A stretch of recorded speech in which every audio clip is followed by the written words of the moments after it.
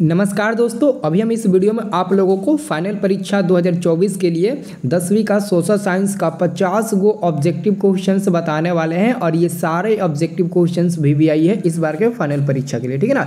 तो अच्छे से सारे क्वेश्चन को एक एक करके याद रखिए, क्योंकि एग्जाम में इस बार 80 ऑब्जेक्टिव क्वेश्चन पूछेगा और 40 आप लोगों को टिक लगाना है, ठीक है ना। तो मैं वीडियो स्टार्ट करता हूँ, ठीक है। तो यहाँ पर आप लोग पहला नंबर क्वेश्चन देखिए।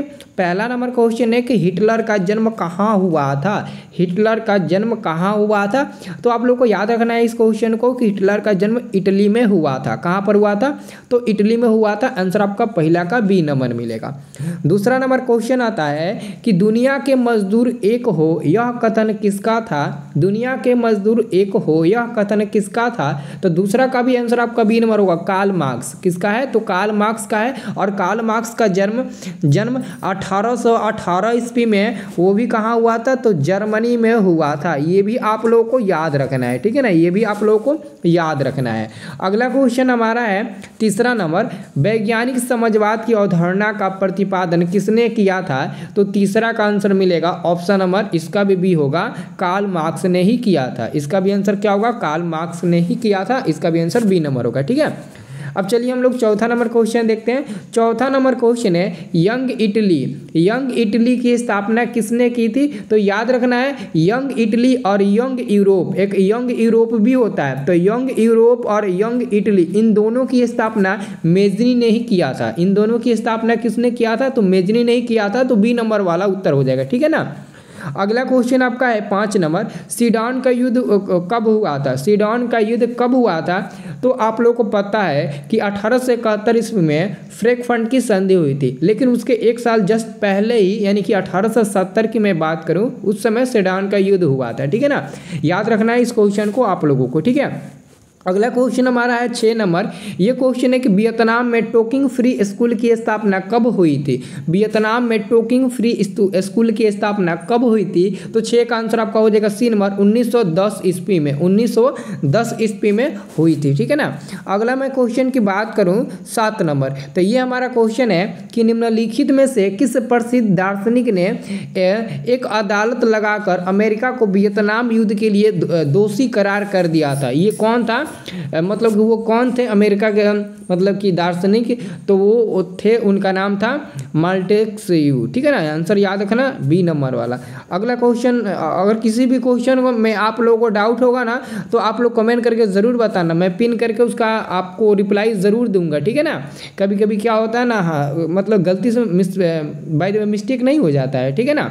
तो वही आप लोग शर्मिंदा मत करना, आप लोग डायरेक्ट बताना कमेंट करके, ठीक है ना, क्योंकि आप ही लोगों के लिए कमेंट बनाया गया है। औद्योगिकरण की प्रक्रिया सबसे पहले कहाँ शुरू हुई थी, तो आप लोग को याद रखना है इस क्वेश्चन का उत्तर जापान में शुरू हुई थी। ग्रेट देश नहीं ब्रिटेन, वो तो ग्रेट देश ब्रिटेन आपका हो जाएगा। जापान में हुआ था, ठीक है ना, जापान में हुआ था। अभी दोस्तों जापान ने एक मतलब कि नेटवर्क का ट्रायल किया था, जिसमें दोस्तों 56,000 मूवीज मात्र 2 सेकेंड में डाउनलोड हो सकती है, मतलब कि बहुत फास्ट नेटवर्क है, ठीक है ना।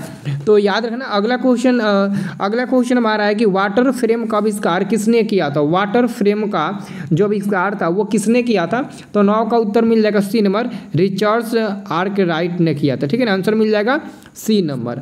अगला मैं क्वेश्चन की बात करूं 10 नंबर, तो 10 नंबर क्वेश्चन है लंदन में अनिवार्य प्राथमिक शिक्षा कब लागू हुई। लंदन में अनिवार्य प्राथमिक शिक्षा कब लागू हुई, तो 10 का उत्तर मिलेगा आपका डी नंबर।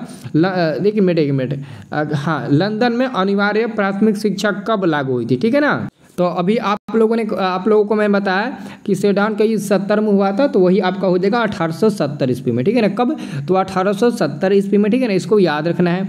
अगला क्वेश्चन की मैं बात करूं कि निम्नलिखित में कौन सा पटना का प्राचीन नाम नहीं है। पटना का प्राचीन, देखो पाटलिपुत्र प्राचीन नाम है, कुसुमपुर भी प्राचीन नाम है। अगर मैं बात करूँ दोस्तों, तो राजगीर, आजिमाबाद भी शायद है, राजगीर नहीं है पटना का ये नाम, राजगीर तो दूसरा हो जाएगा, ठीक है ना। तो आपका ये वाला पटना का प्राचीन नाम नहीं है, ये डी नंबर वाला हो जाएगा, ठीक है ना, याद रखना। अगला क्वेश्चन है कि भारत के किस राज्य में वन का सबसे अधिक विस्तार है। भारत के किस राज्य में वन का सबसे अधिक विस्तार है, तो आप लोगों ने मध्य प्रदेश का नाम सुना ही होगा। वहाँ पर मध्य प्रदेश यानी कि MP, जिसकी राजधानी है भोपाल, ठीक है ना। तो आपका यही उत्तर हो जाएगा, ठीक है। अगला मैं क्वेश्चन की बात करूँ, समुद्री क्षेत्र में राजनीतिक सीमा कितने किमी क्षेत्र तक राष्ट्रीय संपदा निहित है। काफ़ी लड़के इसका आंसर 12.2 टिक लगाते हैं, लेकिन इसका आंसर करेक्ट होगा 19.2, जो ऑप्शन नंबर डी में दिया है। तो 13 का आपका आंसर डी नंबर होगा। 14 नंबर मैं क्वेश्चन की बात करूं तो 14 नंबर हमारा प्रश्न है कि निम्नलिखित में कौन सा कारक मृदा निर्माण में महत्वपूर्ण है। निम्नलिखित में कौन सा कारक है जो मृदा निर्माण में महत्वपूर्ण है। तो 14 का आपका करेक्ट आंसर होगा बी नंबर, जलवायु, ठीक है ना। अगला क्वेश्चन हमारा है 15 नंबर कि छत्तीसगढ़ भारत का कितना प्रतिशत लौह अयस्क का उत्पादन करता है। छत्तीसगढ़ 20% करता है। कितना करता है छोटू? 20% शायद करता है। एक मिनट में बता रहा हूँ, ठीक है। हाँ छोटू, मैंने बताया ना 20%, लगभग 18-19 के आसपास है, लेकिन 20% आप उसको काउंट कर सकते हो, ठीक है ना। तो आंसर आपका मिल जाएगा बी नंबर, ठीक है। अगर मैं 16 नंबर क्वेश्चन की बात करूं तो 16 नंबर क्वेश्चन है कि गोंडवाना समूह कोयले का निर्माण कब हुआ था। तो इसका आंसर होगा आपका 20 करोड़ वर्ष पूर्व होगा। इसमें काफ़ी लड़के गलती कर देते हैं, 20 लाख वर्ष पूर्व देते हैं, लेकिन इसका आंसर होगा 20 करोड़ वर्ष पूर्व होगा, ठीक है ना। अगला मैं क्वेश्चन की बात करूं, स्थानांतरणीयशील कृषि पद्धति को पश्चिमी घाट में किस स्थानीय नाम से जाना जाता है। तो 17 का आपका उत्तर हो जाएगा कुमारी के नाम से जाना जाता है, ठीक है ना। जो लड़की के नाम के अंत में लगता है कुमारी, ठीक है ना।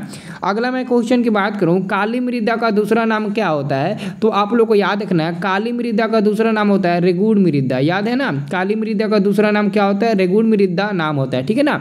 जो भी विद्यार्थी इस वीडियो को देख रहे हैं वो ध्यान से मेरी बातों को एक बार समझ लीजिए।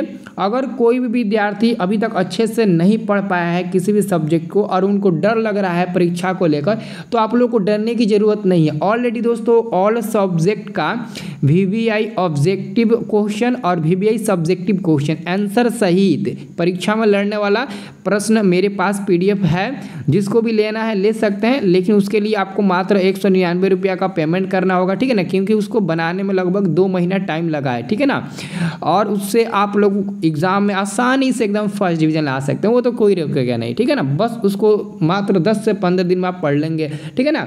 तो जिसको भी लेना है तो मैं आपको बता दूं, आपको 199 रुपये का चार्ज लगेगा और 199 रुपया आप लोगों को मोबाइल नंबर पर पेटीएम या फिर गूगल पे करना होगा। मैं नंबर दे देता हूँ अपना पर्सनल, ठीक है ना।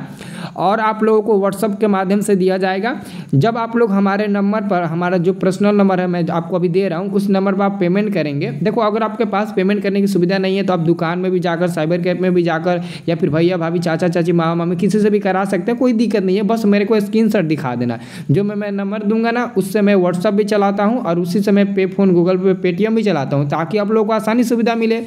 आप लोगों को लगे हाँ कि सर का पर्सनल नंबर भी है, वो सर व्हाट्सअप भी चलाते हैं उससे, और सर के साथ हम जुड़े रहेंगे। सर का नंबर भी हमारे पास रह जाएगा और साथ में सर के साथ हमेशा के लिए बने रहेंगे। और आप लोगों का जो नंबर होगा ना, जो लोग PDF खरीदेंगे, मैं उनका नंबर अपने पैड ग्रुप में जोड़ दूंगा। अगर पैड ग्रुप में जोड़ दूंगा ना तो एग्ज़ाम तक आप लोगों को हेल्प मिलेगा। एग्ज़ाम तक यानी कि जब तक आपका लास्ट पेपर समाप्त नहीं होता तब तक उस ग्रुप के माध्यम से आप लोगों को हेल्प मिलेगा। आप समझ ही सकते हो, ठीक है ना। तो ये नंबर नोट कर लो, जिसको भी लेना है इस नंबर पर आपको पेमेंट करना है। यही मेरा पे फ़ोन नंबर है 9693779407, ठीक है ना। और जब पेमेंट करोगे ना तो रंजन कुमार लिखेगा, क्योंकि मेरा नाम ही है रंजन, ठीक है ना। तो रंजन उस पर कुमार लिखेगा। जब किसी पर भी आप पेमेंट करोगे तो उस पर नाम शो कर देगा, ठीक है ना।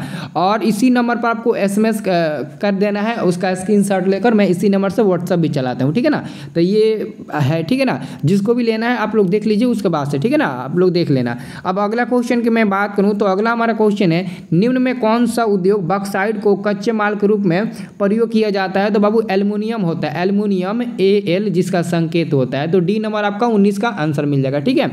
अगर मैं 20 नंबर क्वेश्चन की बात करूं, संजय गांधी जैविक उद्यान बिहार के किस राज्य के नगर में स्थित है।